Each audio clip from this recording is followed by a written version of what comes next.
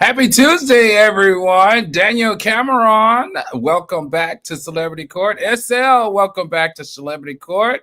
I feel like I missed you guys last week. I apologize for that. I got caught up in New York, but we're back, and tonight's episode is one for the books. Tonight's episode is called Rules, Reputation, and Real Consequences. Tonight, we're not here to whisper about celebrity misdemeanors. We're here to set the record straight on the massive gap between fame and accountability. In a world where a like can outshine a lawsuit, we're snatching the spotlight back from PR teams and putting it where it belongs. It belongs on the facts, the filings, and the fallout. So buckle up, because we're going full throttle into 5 headline-grabbing cases that prove stardom is no vaccine against consequences. And guess what? Guiding us through this legal maze are our resident heavy hitters, 3 of our legal beagles. First up, we have that fiery civil attorney, Shatan Turner. Shatan Turner, counselor, welcome back to Celebrity Court.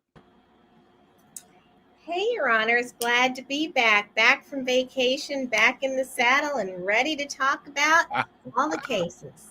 All right, let's go. Joining her tonight also is author of Shit They Didn't Teach You in Law School, Part 1 and 2, attorney and author Jason Weiss. Welcome back to Celebrity Court. Thank you, Your Honor. Excited to be here, and I can't wait to dig into these stories. I gotta look for my book. Welcome, Essie Stone. Welcome, Leo. Welcome, Tanya McNeil. Welcome, Brenda O. Delira Washington. Welcome. Welcome back to Celebrity Court. Christine R., glad to see you. Teray M., welcome. OG Patrice, welcome. And last but not least is humorous at law, Sean Carter, with your missing slip. Come on back in here and welcome to Celebrity Court. How you doing, everybody? Good to see everybody. How was your weekend? Not as good as yours, but good. Not as good as yours. All right. Okay, everybody. Hey, these legal beagles will dissect each allegation. They're going to expose courtroom chess moves and keep us honest, no matter how famous the defendant. So be sure to hit that like button. Don't forget to hit that subscribe button. And if you're already subscribed, be sure to share this live stream with a friend. As always, drop your hottest takes in the comments. And remember, your verdict fuels the algorithm as well as the conversation. Now, whether we're taking talking $1 million wire fraud, or a high school coach suspended for being too generous, our court of public opinion has 2 rules: receipts over rumors and consequences over clout. By the end of the night, you'll have the facts, the legal angles, and my own unapologetic verdict so that you too can make your decisions as well. So if you're ready, court is now in session. First up, R&B star Trey Songz, once again, is under NYPD investigation after photographer Stephen Pujuro claims Songz shoved him against a wall and shattered 2, not 1, but 2 of his DSLR cameras, roughly $5,000 in damage, during a night out at the Ivy in Huntington, New York. Now, Songz camp says the lensman invaded personal space, framing it as an aggressive paparazzi misconduct. If charged, Songz could face misdemeanor assault and felony property damage counts under New York law. So with that in mind, I'm going to throw to you first, Attorney Weiss. Help me understand this. What threshold of evidence must NYPD meet before pursuing criminal charges here? What do they have to figure out? So what I'd like to do is let the video roll so that we can see it, and then I'll talk about what probable cause is, what's needed for it. So let's show this video. Let's take a picture of you. All right, I'll close the tunnel.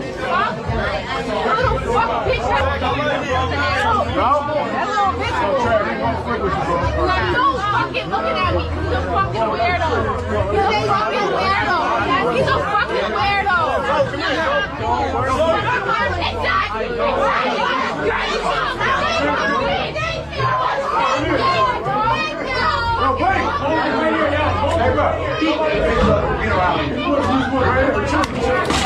Chill. That's my guy. I don't give a fuck who it is, bro. Let him go. What the fuck is wrong with y'all? I don't give a fuck. Nigga, you see it's dramatic. Chill. Do we have another video? What does the second video show us? Your boy Trey Songz is a psycho. He tried to pop off on a girl tonight, and because he tried to pop off on a girl tonight, he thought somebody was recording him. He smacked the phone out of dude's hand, and then my man's was recording.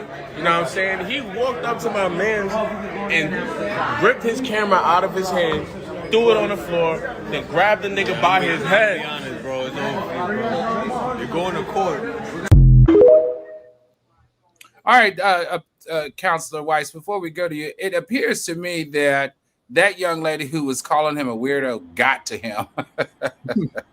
It really hurt his feelings and it pissed him off. So when that reporter or when that photographer got in some type of way, even though I heard him say that the owner asked him to take that picture, that's when he took it out on the photographer. All right, let's go to you. What does the NYPD what do they have to have in order to pursue criminal charges? So the legal theory or the legal term is called probable cause. This means that they need sufficient evidence to believe a crime was committed and that the accused was responsible. So in this case, it would be witness statements, possible physical evidence like the broken cameras and the broken lenses, damaged property, video footage, statements that were made at the scene. So he's gonna possibly get some charges brought against him, unless, like we were saying, in chambers before this, people tend to forget when they are given gifts. We'll leave it at that.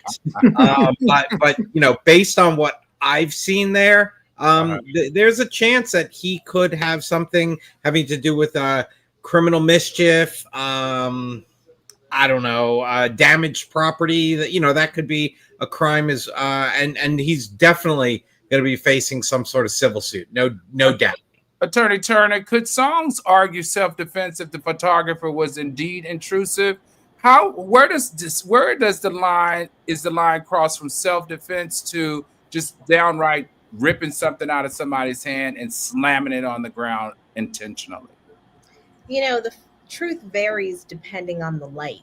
That's a saying, right? So from his perspective, the reason his camp came out saying that his personal space was intruded upon is because they're trying to paint the picture that, one, there's an opportunity for a self-defense claim, because that mitigates his charges of aggression. You only make that self-defense argument when you know that you've engaged in some sort of physical activity, right? You don't need to make that argument if you haven't actually done something. So the fact that he's done something, now he's trying to find a justification for engaging in that activity, because otherwise they call, when you hit somebody like that, assault and battery, right? And so you either face criminal charges or civil complaint, like Attorney Weiss indicated. Attorney Card, I want to go to you really quickly. Does Songz' prior incident history, because he has a slew of them, does that sway the prosecutors in any way? And how do civil damage claims interact with criminal proceedings here? Well, let me tell you, it swayed the hell out of me, Your Honor. I went and took a look at it. He's got 4 different physical assault allegations since 2012. My favorite was he hit a stripper with money. Hit her with a wad of cash, so much so that she got a black eye and sued him for out of court. He did. Wow. He had a situation where he assaulted a police officer. Now, I don't know if anybody told Trey, but he's black. You don't get to run around and punch the police. That's what white guys do. Jason, you can punch a cop. I can't punch a cop. You can get killed for that. All right. I don't know what he's thinking about. All right, domestic violence. He also don't like phones. He threw one woman's phone off a cliff. Brother, the phone not that bad. All right, just leave the phones alone. And then, of course, we have the real bad ones, the 4 sexual assault allegations. Right. And so, so that sort of ties into the first part about popping off on the other woman, where the woman's like, hey, right, this brother does not know what no means. All right, and by the way, no is only 2 letters too. All right, the fact that he can't spell no is ridiculous. All right, but the public schools, that's what happens. And so the bottom line is simply this. Now, as far as criminal versus civil, the criminal charges will be brought by the state. All right, they likely won't. I'm looking at 4 assaults here that were all just as bad. Some of them against women, and you didn't spend a day in jail. Even when he beat up the cop, he actually had to pay the cop off, and then they gave him a misdemeanor, which allowed him, by the way, I love this, they gave him probation and anger management. How well was that working for him? All right, obviously, the anger management people need to get sued. And then, but they will, these guys do have a civil claim. But the problem is civil claims, especially for $5,000. Jason, you taking that case? Nope. How about you, Attorney Turner? You gonna take that $5,000 case? It's not even enough for the filing fees. It's just that's why a lot of people don't get justice. The money's just not worth it. So unless he go on Judge Mathis or Judge Judy, it's probably that's the worst part is he'll probably get away with this again, and until he does something more serious. But it's unfortunate. I don't know if he'll get away with it. I think he'll get a demand letter and then it'll get resolved. So I don't think he's gonna. Yes, in the scheme of things, he gets away with it with not even a smack on the wrist, more like a tap on the finger. But at the end of the day, he will be held accountable, but not to the extent he should. At minimum, he would have to pay for that camera. Those guys' camera, right? At minimum, he's probably looking at $10,000 is what this whole thing's going to cost him. That's a night out in the club. Yeah, not even. That's how much he can struggle with. Yeah, Tina Twine says Trey Songz won't learn until he's sitting in jail. I agree. OG Patrice says Trey Songz and Chris Brown has serious anger issues. Vepa Parr says Trey Songz looks checked out. Brenda O says the arrogance and ego are too much. He better have a big pen to write a big check, idiot. What were you saying, Attorney Turner? I agree with Brenda. That was the point I was going to make. I mean, I did not know who Trey Songz was until I watched Baggage Claim. And even now, when you showed that picture of him on the screen, he just looks like a short dude who's trying too hard, right? Like, he's not the fine dude in the club. Here's what happens, right? If you're not obviously famous. He's the famous dude in the club, though. Well, but he's little. Like, you got to look at him. He's actually 6'1", 185. He's not too tiny. He's not that good looking. That's all I'm saying. Like, maybe he's somebody's type. I mean, somebody will put in the chat, but he's like, you got to think about this. Tyra Banks said this years ago when she was like a famous international model. She was like, there's also street fine, right? He's not street fine. He is not walking in the club. Everybody's looking at him unless they know he's Trey Songz. What I suspect with these women is he tried to push up and he popped off because they treated him like a regular dude. They weren't responding to his paycheck. They weren't responding to his purported fame. So all I'm saying is he needs to do something to stand out better if he wants to be the dude who has the pull. You fall into the bottom of the barrel when you can't get a gawk out of Attorney Turner. He could walk around saying, I'm the guy that got away with it 6 times, 7 times. All right, let's go to the viewers. Let's go to the algorithms. Is this just another celebrity versus paparazzi scuffle? Or should stars learn impulse control in public spaces? Do you think it was okay? Drop down in the chat. Do you think it was okay for Trey Songz to grab the camera out of the young man's hand and crash it and destroy it? All right. Tichi Tara said, yes, Daniel Cameron. That is a good question. Let's see. What did Daniel Cameron ask? Trey used to be so talented. What happened? Yeah, I know. He's from Virginia, too. JP Mills says that girl reminded him he was weird and he continues to be weird. SL said he may be jail phone. He may be fine in jail. Okay. Goddamn jail phone. Mobile says it's sad that he's going down this road. What happened to the dude getting his hair braided? I agree with that. JP Mills says Trey used to be fine. All his BS turned him ugly. SL says he's impulsive. Just V said no. Trey is actually handsome. Oh, okay. So Just V got his back, baby. But Shaitan is the real The real one here. He ain't my type. He ain't my type.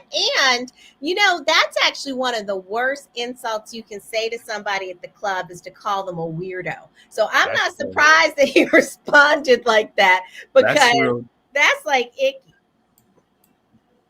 I can see where a lot of different women are offended by him because they are aware of his sexual assault cases. So that's probably why a lot of young girls are like when he walks in a club, calling them names or whatever. All right. Speaking of weirdos, nearly 35 years after the infamous Beverly Hills killings, Judge William Ryan has ordered LA prosecutors to explain why Eric and Lyle Menendez 1996 double murder convictions shouldn't be tossed.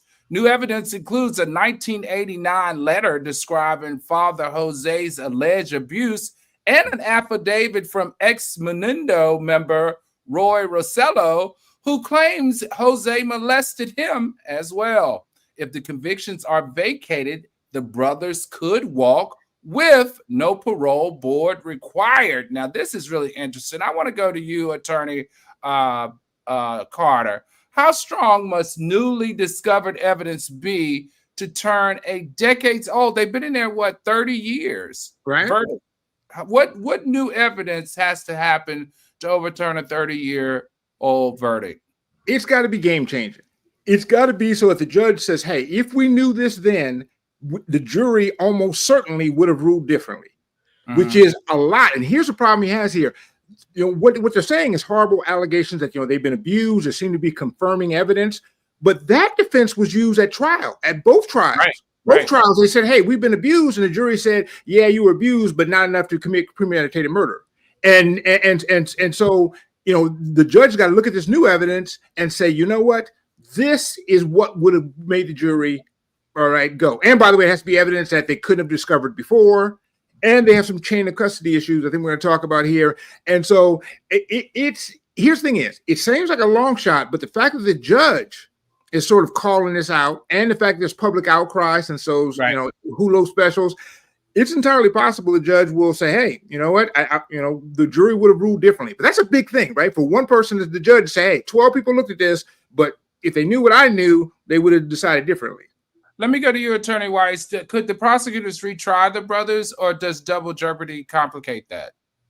So if the conviction is vacated due to the newly discovered evidence, then double jeopardy will usually not apply. It bars retrial only after an acquittal, or if a conviction is overruled by insufficient evidence. But if it's vacated for a legal error or something like that, then double jeopardy will not come into play. Now, so that means they can probably try them again. They can try to. Yep. And they would have to go. They would have to go back through all of that all over again. Yep. Now I watched the specials. I don't know, algorithm, if you did, drop down in the chat if you did. The first one was an eye opener that I watched. Netflix, right? The Netflix one was an eye opener. I watched that one. I watched both of them on Netflix. No, Netflix ran them both. And then the second one, though, I have to be honest, I felt like that they did not get a fair shake. Like they threw out everything. Things can be mentioned that should have been mentioned about the abuse, all that type of stuff, all of that. They threw all of that out. I think that prosecutor or that attorney general at the time needed a conviction because it was from Beverly Hills and he got it. But the second trial for sure did not seem fair to me. Well, if to the algorithm, if you see those two walk into a club, don't call them weirdos. That's my advice. All right, Shaitan, let me ask you this. What weight might that 1989 letter cover carry given a chain of custody issues?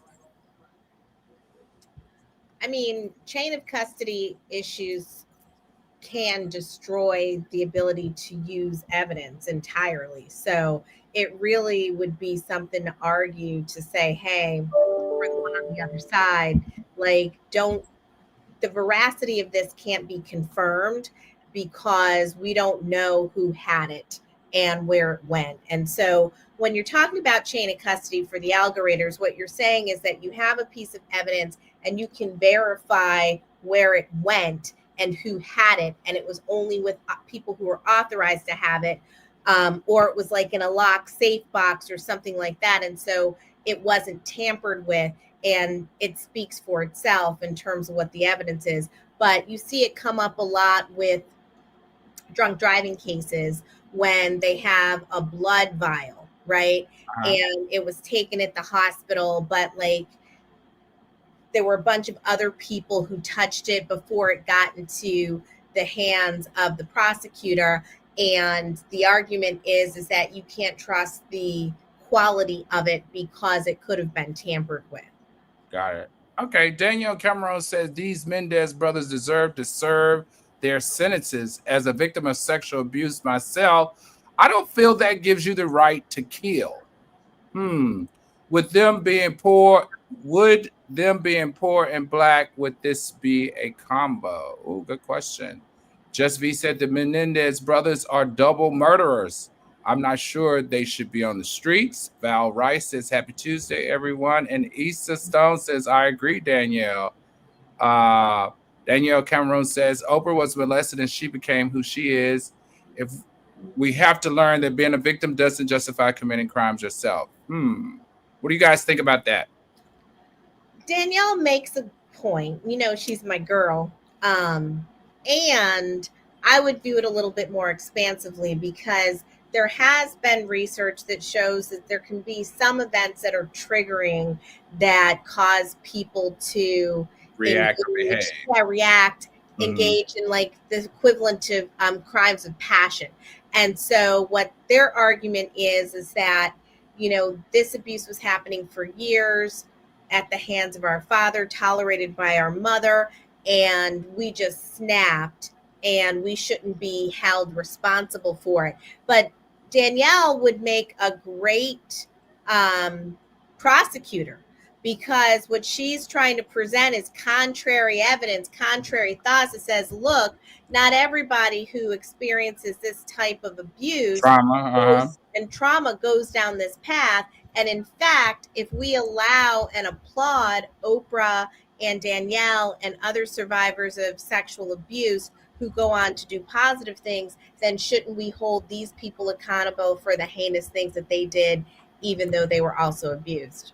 Speaking of crimes of passion, this is a shameless plug, but I am a lead investigator on TV1's Crime of Passion series. Be sure to check it out. I think I do 2 episodes where we follow young ladies whose boyfriends or husband violently attack and kill them in the heat of passion, in the chase, or in the name of love. Okay, with that being said, shameless plug. But be sure to go over there. It's a really good series. All right, Attorney Carter, how does public fatigue or renewed sympathy affect the jury selection if there is a retrial? Well, and I think that's the thing, is if they can get a retrial, it's going to be hard to get a conviction. I don't imagine prosecutors will want to do that. They'll probably say, hey, you know what we'll do? We'll charge you and you'll agree to plead guilty to, manslaughter, second degree murder, and you will get time served. Because you're right, there's a lot of sympathy that's come up. And someone mentioned in the comments, I think it was a good comment, that at the time, the reason, remember, at first nobody thought they did it. They were these poor kids who lost their parents. And they were out there just wilding, having a good time, boating. And, they were acting like Al on the weekend, right? And as a result, the people started saying, hey, wait a minute. We don't think you look so abused. You weren't sitting in the corner rocking somewhere. You were partying here. Right. That has gone away. People have forgotten that now. And I think more of what they're going to think about now is the abuse, all the specials we've seen. And so it's not likely that any jury is going to want them to serve. By the way, they've been in jail, 30 years? 30 years. For my money, I'm a former California native and was a California resident. I paid enough for them. They can go on home now. 30 years. If we can't fix you at 30 years, and you can't be fixed. And so that's an interesting concept. That's very interesting. I don't know how I feel about that. I mean, they cold-handedly killed both of the parents. I guess I just don't know how I feel about that. I mean, I had a lot of empathy and sympathy for them after I saw, their abuse started to come out and how long their dad has been abusing them and what he would do to them. I don't know. I'm on it. Let's go to the algoriters. Algoriters, let's ask you guys, does fresh abuse evidence does fresh abuse evidence make you reevaluate this Menendez narrative? Or is murder still murder no matter the backstory? I think that's a good question. Does fresh abuse evidence make you reevaluate the Menendez narrative? Now that you know that they were abused, do you wish they didn't get as much time? Or is murder still murder? Drop down in the chat.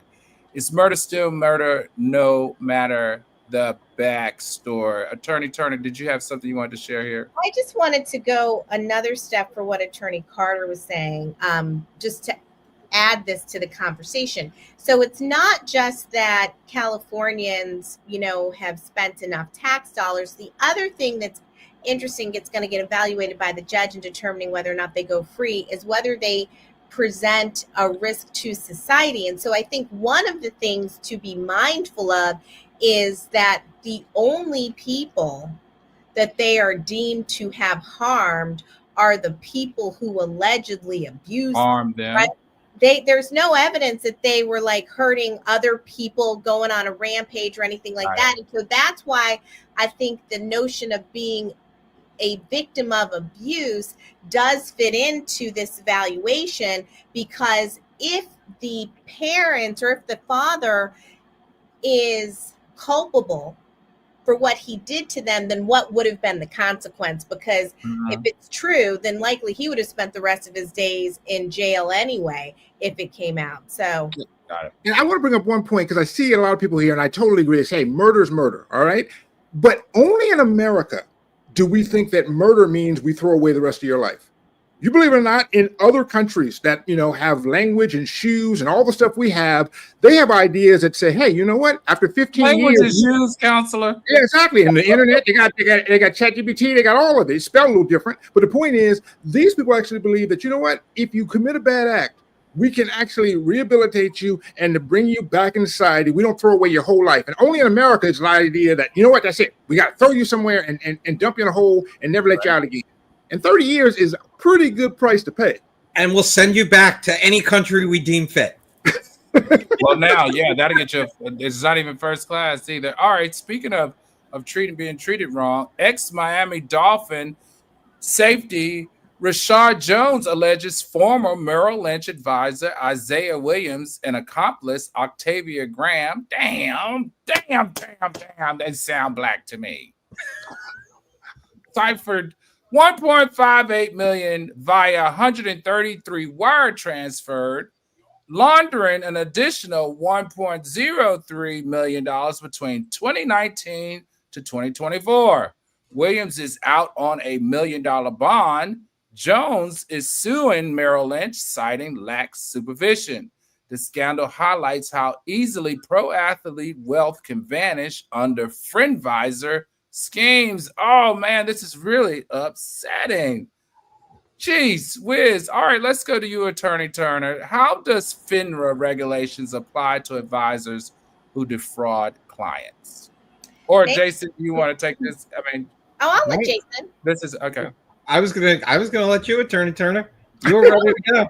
Well, they have a fiduciary obligation to their clients. And even if people don't understand what the notion of fiduciary means, it means that you have to act on behalf of your clients. But I think everybody who's on the chat understands that if you hire someone to be your financial advisor, they can't steal your money, right? That's really a basic thing. So under these circumstances, they're being accused of embezzling his money for luxury items, for child support, for a whole host of things that they couldn't afford. This story, when I was looking into it, resonated with me because, as luck would have it, I actually was interviewing financial advisors today.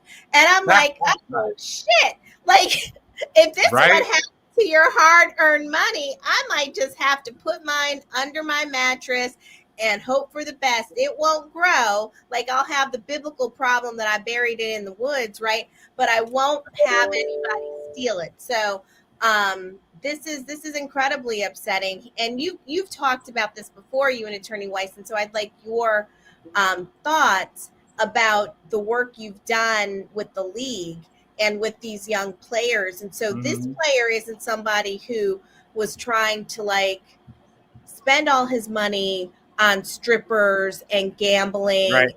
and drugs, right? He was trying to do the right thing and hired somebody who was supposed to help him grow his assets, not lose them all. And so it's incredibly upsetting to me. Yeah. I mean, look, go ahead. He did it right, or at least he thought he did it right. You know, it was, all right, I'm going to go ahead and I'm going to hire somebody with, you know, a big brokerage house, right? Merrill Lynch, they are a large brokerage house. I guess the one good thing for him is that there could be some vicarious liability for Merrill Lynch. So if these two not so nice people went ahead and ran off with all of his money, he's not left holding a bag of nothing, right? He's got Merrill Lynch on the hook for supervision, for vicarious liability. And, you know, the firm may not have looked over them the right way. And they're also going to be looked into by FINRA, and FINRA can order restitution. And they can order restitution by Merrill and by these two individuals. So by going to a big brokerage house, he thought, I got nothing to worry about because I got people. Now, just so the algoriters know, if they invest in something and the investment isn't good, or if it doesn't give you the dividends or the yields or the profits that you wanted, that's not considered having a problem. But say, hey, invested here, and then you go check your account, you find out your broker pulled everything out and is off in Tahiti, that's a problem. Yeah, I want to go to Just V. There's so much going through my mind right now. Just V said, I never understood why high-income individuals don't utilize a third-person auditor in addition to these money managers. A lot do. A lot have like a bookkeeper, or they'll have a CPA, or they'll have a business manager. This is very saddening because, as you know, guys, I worked at Merrill Lynch. I was a private banker there, and I handled athletes and entertainers. And the sad part is it's only about two of us on the, you know, in the building anyway, doing these jobs. So it saddens me that they look like us and they're hurting people that look like us. That's very sad. Do you remember? I don't know if you guys remember, there was a guy, another black male banker that worked with me at Merrill Lynch who managed 50 Cent, believe it or not. He also managed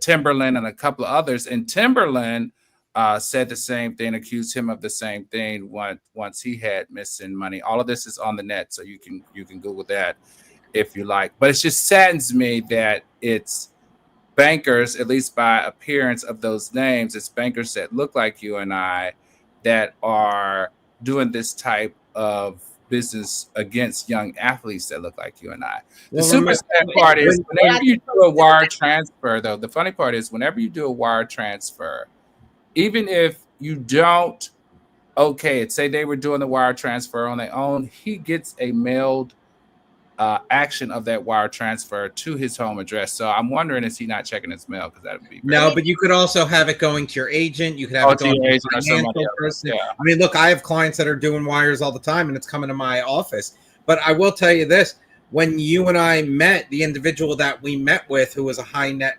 individual, who, you know, down in Miami, who had the big office and all that, he always had 3 financial advisors. And it was always to the point where he would always have the other 2 checking on the one. So everybody was being checked. And believe it or not, the one that performed the worst was always the one that was let go and a new person was brought in.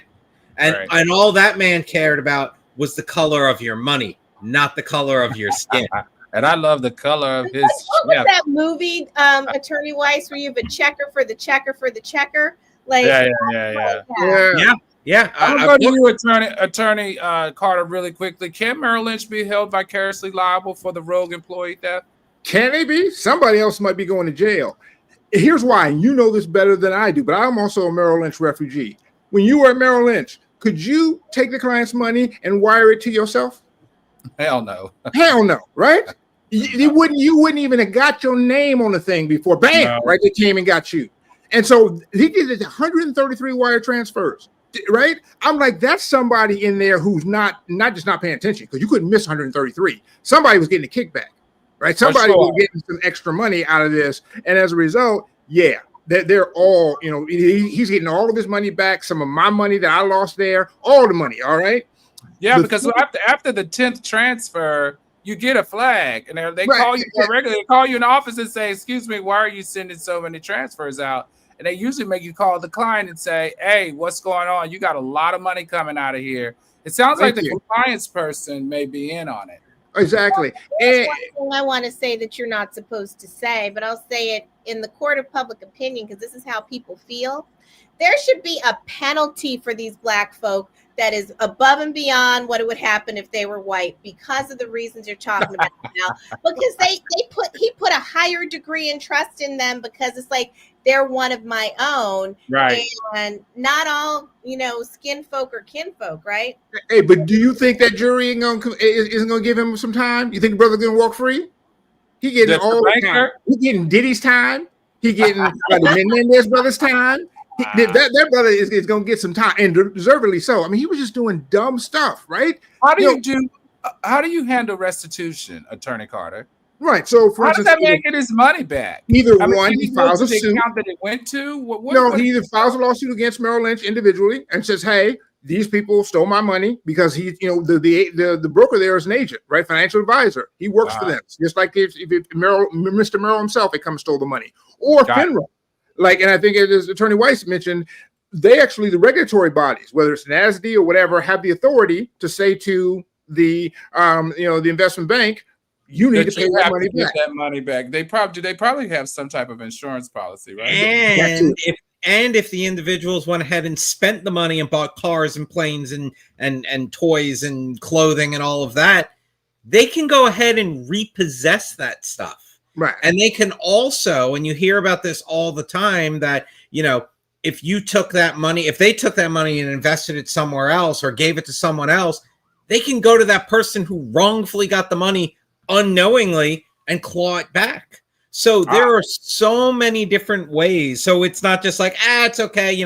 I'll buy a car for, my sister and I'll put it in her name and I'll pay cash and nobody will know. No, if they trace that money and the sister got the car, guess what? They're knocking on the sister's door and they're saying, look, you can either give us the money for the car, you can give us the car, or we'll be back with a warrant and we're taking you in. Your decision. And the third one's probably not accurate, but the first two are. And by the way, this is the important thing as an algorithm. Remember, if you go decide to trust people with money, all right, it shouldn't be Pookie working out of the fruit stand. All right, you want to have somebody in a bank. I hate to tell you this, hate to just throw the money there, but because think about it, he not get the money back from the individual broker. He done spent that money on drugs and hookers. That money's gone. He's not getting that. But Merrill Lynch has it. But if you were just giving that money to your cousin Ray, all right, and had him go ahead and put the money and stuff, you can't get it back. And so it is always nice to have it with an institution that's federally insured, right? As part of the system, so that you can actually have recourse against them, because they'll have his money. I mean, literally, they'll write him a check. Look, we owe you what, $2.5 million. You got change for $3 million, and they'll just break him off. Yep. And some of those accounts are FDIC insured up to a certain amount. So you've got insurance if it's sitting in the bank and that money's taken. Yeah, but that's only $250,000, right? Individual, 500 married. $500,000. Okay. Daniel Cameron said, with the price of eggs, I might start sending myself other people money too. Oh, no, don't do that, Danielle. The price of eggs actually went down. It's the price of everything else. Be prepared. That's going up. What is? Everything else.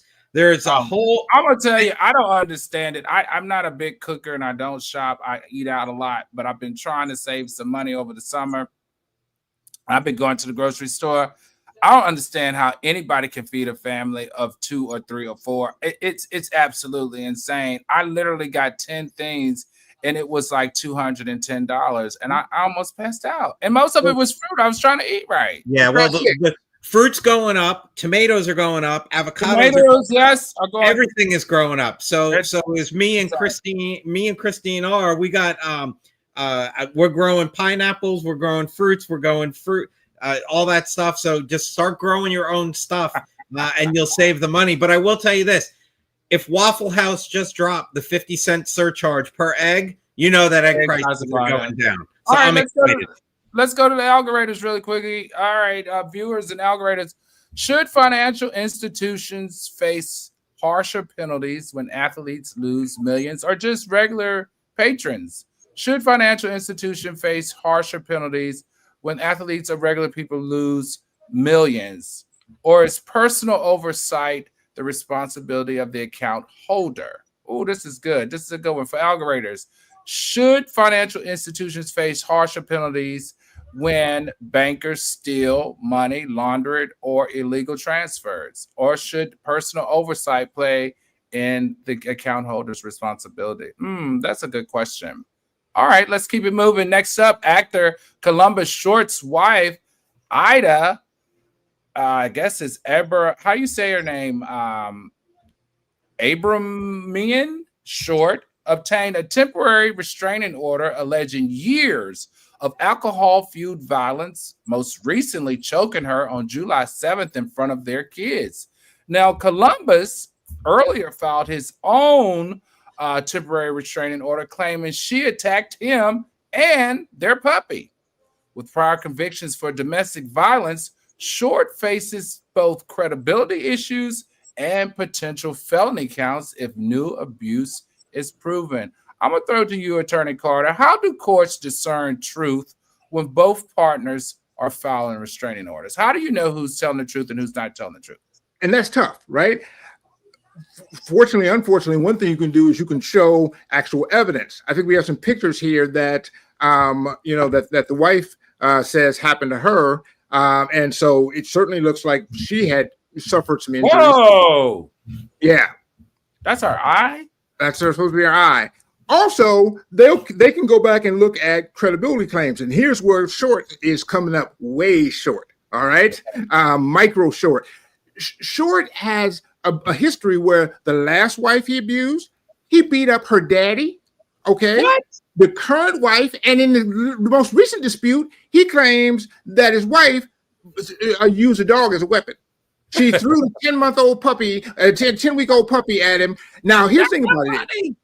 The good thing about it is that the two of them, Short and the puppy, are about the same size. So at least he had a fair fight this time with his short ass. But the point is, though, is that this brother's got no credibility. It can be hard for him to convince anybody that he's been a victim, and because he done beat up you beat up you think about your father-in-law. All right, all right, you got some issues. So, Jason, let me ask you this: how is it that he can go to a court given his past convictions, his past history with the police station? How is he able to get a temporary restraining order hearing? So first of all, just to add on to what Attorney Carter said, right? The judge can say, okay, temporary restraining order for each of you. That's 100% possible. The judge can say temporary restraining order for you, temporary restraining order for you. Anybody else want one in the courtroom? I'll give you one too. But the truth of the matter, the judge is going to weigh all of that. The judge is going to look at past conduct to see if it's similar in conduct here. So here, he's saying that he was attacked by a 10-week-old puppy that was thrown by him. He's going to be looking, nope, no puppy attacks. Okay, what next? So the bottom line is that all of this past behavior, all of the past allegations, all of the past claims are all things that the judge is going to weigh. And a judge is usually inclined to err on the side of caution and give a temporary restraining order, not a permanent restraining order, not an injunction that is permanent, but a temporary one. And what is the good of it? Why would you give Columbus Short a temporary restraining order, given the history that he beat up one of his wife's daddies, beat up his ex-wife, beaten on his current wife, have multiple call-ins from the police station? I don't understand where this shit comes from. Well, but here's the thing: is a temporary restraining order. It basically, when you give it to one spouse, you give it to the other. Remember, temporary restraining order says he can't go within certain feet of her. So she can't come within a certain feet of him anyway. So they figure, hey, we'll just give it to both of you. But the effect in the same house? No, they got to get out. One of them got to get out. Yeah. Have you seen that? No, they're not going to be able to have it in the same house. But one of them got to get out. Right. She's probably out, or he's probably one of them is out. And the only difference is if they do give two, then the police can be called for a violation of the restraining order both ways. Right. And sometimes that's for actually the safety of the person who is believed to be the victim. Right. Go ahead, call, get the police out here, let it happen, because you're going to possibly save somebody from getting hurt. And once a temporary restraining order is out there, there should be one. The judges, go ahead. Okay, this is a question I want to ask because I know this could probably, a lot of algorithms could learn from this. Now, someone told me that when you call 911 and you have a restraining order, it's best that you announce that you have a restraining order and from what judge, and the cops will get there quicker. Is that true or false? It's probably true. I mean, look, a lot of time, if where you're located, you know, what you're alleging the person is doing. Hey, I have a restraining order and they can't be within 100 yards of me. And I see them at the same restaurant as me, but they haven't seen me. Cops aren't coming out to that. But hey, look, I got a temporary restraining order and this guy's in my front door with a baseball bat trying to beat it down. Yeah, they're going to be out there fast. Got it. Okay, I got this question really quickly. I saw a question. Who was it from? But yes, you should always inform if you have one, because that means the police are automatically going to make it more serious and give you as the caller more credibility. Got it. I thought I saw something from Jalen. I thought it was funny. Oh, Jalen said, hide your daddy, hide your puppy. What's beating everybody's ass? That ain't even funny. You know what? Puppy's pretty funny. Okay. Could substance abuse treatment be mandated for any part of this order? Yeah, why not? If any time they find that substance abuse is a factor, they can go ahead and order substance abuse. Like you must go through anger management if you're Trey Songz before you're allowed out, and we see what good that did. So, you know, the shelf life was only 30 days. So maybe, you know, but yes, the judge could say, I'm going to give a temporary restraining order until you do this, and this, and then you can come back, as opposed to it's going to expire in 30 days. Death God says, poor puppy caught a stray. Yep. Poor dog. Just V says, poor puppy drug into all this violence. Yeah, that poor dog. Val Rice says CS was fired from Scandal for the same thing. Oh, I didn't know that. And then Under the Olive Branch says he was fired from Scandal for his behavior of usage. Right. Okay, cool. All right. Question for the algorithms. When accusations are reciprocal, like in this case, should courts treat both claims equally or lean harder on prior offense history? Let me ask you again. When accusations are reciprocal, like in this case, should courts treat both claims equally or lean harder on prior offense history? All right, everybody, let's keep it going. Former NFL quarterback Teddy Bridgewater self-reported to the Florida High School Athletic Association that he spent roughly $100,000 on Uber rides, meals, and physical therapy services for his Miami Northwestern players during their 2024 championship run. Instead of praise, he got a suspension for providing impermissible benefits under FHSAA amateurism rules, sparking outcry from sports commentators who argue he's being punished for his generosity. Okay, so I didn't know that it was impermissible benefits under FHSAA. So it's not just like an Uber ride, or is it? Let's go to your attorney, Jason Weiss. What exactly constitutes an impermissible benefit in Florida high school athletics? I'm going to you because you have an athlete in Florida. Yep. And you live in Florida. Cash, services, preferential treatments, any of that, right? It can be an Uber ride. Now, I don't think if he said to the player after, oh, your mom's not here, your dad's not here, I can take you home, right? That's not the problem. But calling the Uber ride, calling the taxi and paying for it. What the Florida High School Athletic Association is saying is that just because you are an athlete, someone on the team, something like that, you can't get more benefits in the form of cash or those types of things for being an athlete. Now, if it was a program that he initiated across the entire school, anybody who's still at school at 7:00 and doesn't have a ride home, I'm paying for your Uber. Okay, so it has to be for everybody. You got it. And that's where the problem is. Now, look, this man wanted to do for his team, right? Create a team thing. Take him for dinner, right? Look, my son played high school athletics his entire high school career. Tons of times. Hey, we're all going with, this one or that one or this, and we're all going out together. Well, that's all Teddy was trying to do. Hey, let's go out. I got 6 guys. Come on, let's go for dinner on me, my treat. And there's the problem.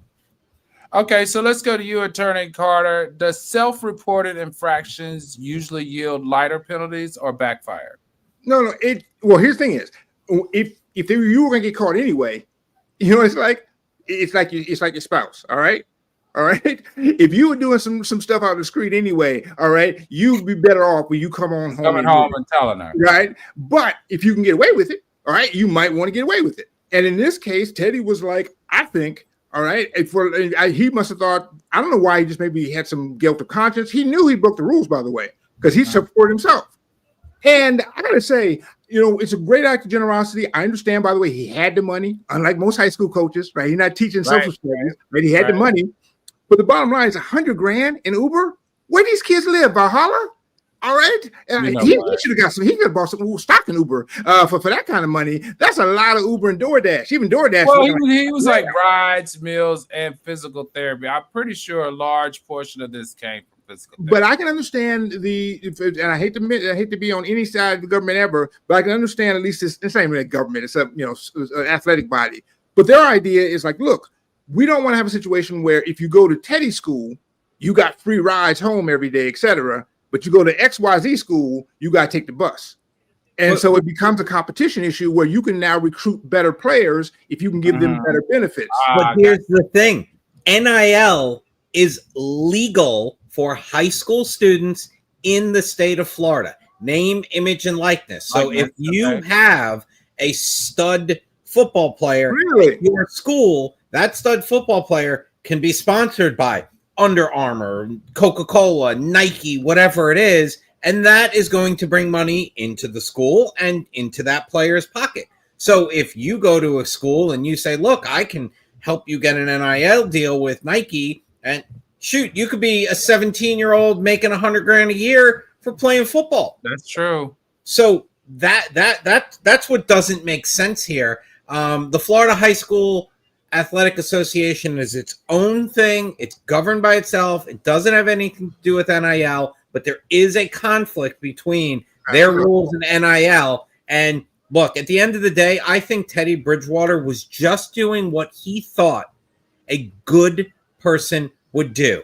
I'm here. I've got the money. These young men, you got it. He wasn't taking them. Now, look, he wasn't taking them to strip clubs or flying them across. Right.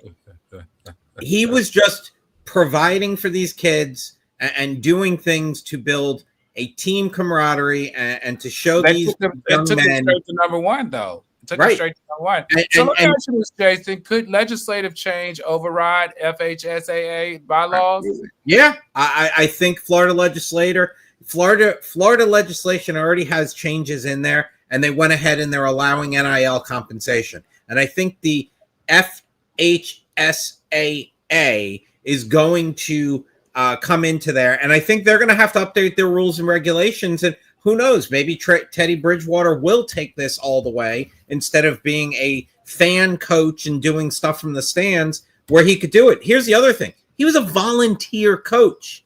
I do not believe he was getting paid. He didn't need the money, obviously. So a volunteer coach wanted to do this for his players. Got it. I'm an educator. I see it every day. These kids do need rides. They do need rides. The parents can't get to them, especially not those who are really dedicated in the long hours and the traveling's required. They do need meals. I bring food to my class when I teach. They do need meals. They are hungry, and I wouldn't pay for treatment, right? Because you never know how that treatment could go left or right. But I do see how in all the other locker rooms they have treatments.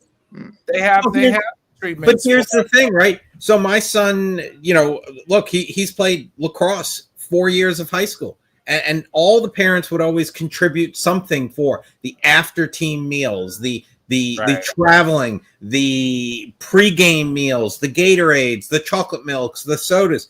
So all they have to do is open up a fund, even if Teddy Bridgewater is the only person to put money into that fund. So yeah, I think you know what this sounds like to me. It sounds like to me a young guy trying to do good.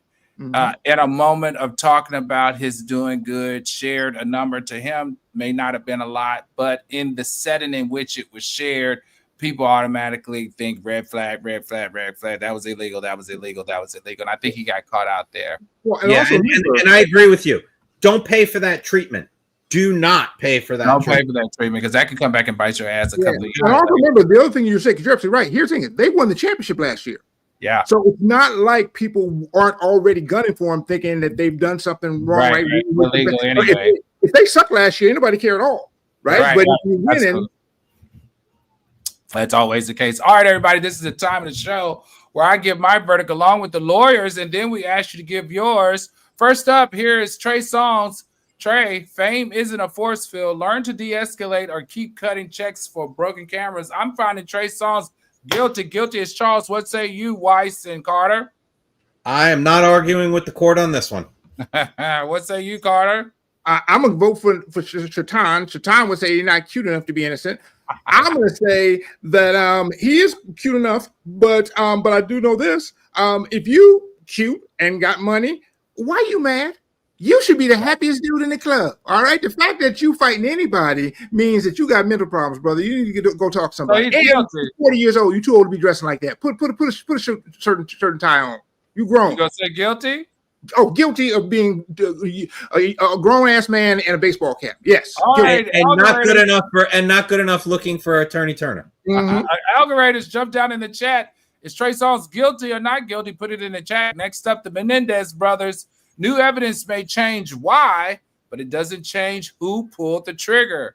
Truth and trauma can coexist. I'm your judge, Al Reynolds, and I'm gonna find the Menendez brothers guilty. Guilty as charged. What do you find, Attorney Weiss, Attorney Carter? Look, I think I don't think they're going to get a retrial. So I think they're just going to stay put. So I guess that means guilty. Attorney Carter? Legally, they're guilty. I don't think there's enough extenuating new evidence that should overturn the jury's verdict. But that said, if they get out, I'm not going to lose any sleep because I didn't molest them. I don't think they're going to hurt me. Plus, you're not in. You're not in California. They definitely put in they put in a lot of time. To be honest with you, if they were out, I would never know it. All right, Algorators, are the Menendez brothers guilty still or not guilty? Drop down in that chat. Come on, drop down that chat. Are the Menendez brothers still guilty or not guilty? Going to Rashad Jones, your net worth is only safe as the paperwork you actually read.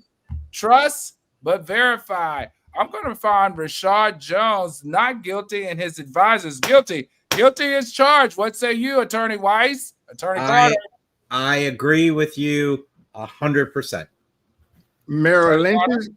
I'm like that scene in that movie Injustice for All. All right, they all guilty. They all out of order. Mailroom, the people who do the coffee at Merrill Lynch, the person who put up the sign. All right, the bull got to do some time in this too. All right, all of them in trouble. Housekeeping. There you go. Right, and all right, Algorators, is Rashad guilty or not guilty for checking his mail? I'm saying not guilty. Guilty that those bankers took his money. Drop down in the chat. Tell us what you think. Guilty or not guilty. Next up, Columbus Short. When love turns into litigation, the first priority is safety, then sobriety, then reputation. In the court of celebrity court of public opinion, I'm going to find Columbus Short guilty. Guilty as charged. What say you, Attorney Weiss, Attorney Carter? I didn't care about this story until I heard that a puppy was involved and may have gotten hurt. So I feel for the puppy, and I want a temporary restraining order against them both to protect the puppy. Okay, all right. Let's go, Attorney Carter. He stole my answer. I was team puppy. But no. I wouldn't have a problem if a restraining order was issued against both of them. And I tell you why, the wife might be innocent here, but the good thing about a restraining order in this case is it keeps her from being suckered over to go into his apartment to get her shoes or whatever, because she'd be violating the restraining order too. She needs to be away from him and whatever it takes. And so if it's a dual restraining order, that's fine. Just keep away from that fool. All right, let's drop down into the chat, everybody. Algorators, is Columbus Short guilty or not guilty? Drop down in the chat. Let us know what you think. Is Columbus Short guilty or not guilty of beating up his wife? Last but not least, Teddy Bridgewater. Intent matters, but rules do matter more. If the rule book's outdated, let's change it. Don't break it. I'm Al Reynolds, and I find Teddy Bridgewater not guilty. Not guilty of the charges that he's been brought against him. Attorney Weiss and Attorney Carter, what say you? I don't want to steal your thunder, Attorney Carter. No, he's not guilty. Now he is guilty of winning, and that probably hurt. But Attorney Weiss really kind of convinced me there, because it's not like the kids can't get money anywhere else, right? Nike can pay them, etc. And so the fact that your coach can't make sure you get home safe from the game, all right, but Under Armour can give you a Lexus is ridiculous. Attorney Weiss? And I think it's what Attorney Carter said right before you went into the final findings, which was it is probably somebody raised some sort of flag or some sort of something from a team that they beat and shouldn't have beat. That sounds about right. And that's what it is. So it is. Right. If history tells us anything, right? You got it. You're right. You're right. All right, Algorators, you're last up. It's Teddy Bridgewater. You throwing him in the slammer? Nope. Being nice to the babies? Guilty or not guilty? Jump down in the chat. All right, everybody. Tonight's docket proves a simple truth. Celebrity doesn't cancel consequences. Whether it's a singer smashing gear, a coach breaking bylaws, or brothers who may rewrite a 30-year murder saga, accountability is the common denominator. My advice, protect your space, protect your finances as much as because once the evidence hits the timeline, it never disappears. And remember, in this court, you, our viewers, are the ultimate jury. Drop your verdicts below, share this episode, and ring the bell so you never miss the next scandal. Court is now adjourned. Until fame misbehaves again, we'll see you on Thursday. Have a good night.